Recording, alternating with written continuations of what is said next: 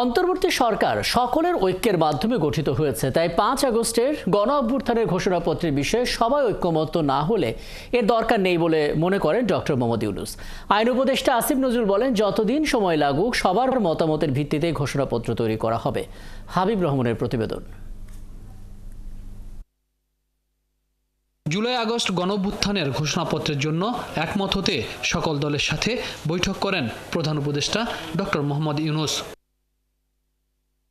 বৈঠকে সকল রাজনৈতিক দলকে উদ্দেশ্য করে প্রধান উপদেষ্টা বলেন, আপনারাই আমার শক্তি। সকলের ঐক্যের মাধ্যমে এই সরকার গঠন হয়েছে, তাই জুলাই আগস্ট অভ্যুত্থানের ঘোষণাপত্রের জন্য সবাইকেই একমত হতে হবে। সকলের ঐক্য না হলে ঘোষণাপত্রেরও দরকার নেই বলে মনে করেন ডক্টর মোহাম্মদ ইউনূস। মাঝখানে একদিন ছাত্র এসে বলল যে তারা একটা ঘোষণা দেবে, প্রোক্লামেশন করবে, আমাকেও সেখানে থাকতে হবে। আমি বুঝতে চাইলাম কি প্রোক্লেমেশন দিচ্ছে, বলল। আমি বললাম যে এটা হবে না, এটা হবে না, আমার যাওয়াটাও হবে না, তোমাদেরও করা ঠিক হবে না। কারণ তোমরা যদি সেই দিনের পরিপ্রেক্ষিতে যা হয়েছিল সেটাকে রিক্রিয়েট করতে হবে, একা এটা করা যাবে না। আচ্ছা, ওকে যদি রিক্রিয়েট করতে হয় তাহলে এইভাবেই করতে হবে, একত্রে করতে হবে। সেই কথার থেকেই এই আলাপ শুরু। যেখানে আমরা ঐক্যবদ্ধভাবে এটা করতে পারবো না, তাহলে এটার উদ্দেশ্য ব্যাহত হলে এটার দরকারও নেই আসলে।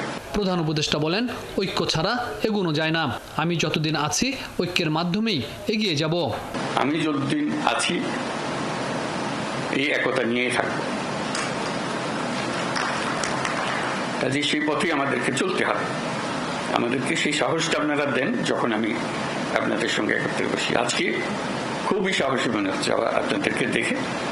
বৈঠক শেষে আইন উপদেষ্টা সাংবাদিকদের বলেন, ঘোষণাপত্র নিয়ে সবাই একমত, তবে সবার অবদান ঘোষণাপত্রে স্পষ্টভাবে থাকতে হবে। এর জন্য যতদিন সময় লাগে তা দেওয়া হবে, জানান আইন উপদেষ্টা। গণ অভ্যুত্থান ঘোষণাপত্র প্রণয়নের ব্যাপারে ঐক্যমত পোষণ করা হয়েছে। সবাই বলেছেন এই ধরনের একটা ঘোষণাপত্র দরকার আছে, তবে এখানে অনেক সাজেশন এসেছে। মোটা দাগে বলে এই সাজেশনগুলোর মধ্যে ছিল এই ঘোষণাপত্রে সবার ঠিক মতো করে বলতে হবে এবং এই ঘোষণাপত্রের ধারাবাহিকতা ঠিক মতো উল্লেখ করতে হবে। সর্বসম্মতভাবে নিবিড় আলোচনার ভিত্তিতে ঘোষণাপত্র প্রস্তুত করতে হবে বলে জানান আইন উপদেষ্টা। সেটা হাবিব রহমান, ৭১, ঢাকা।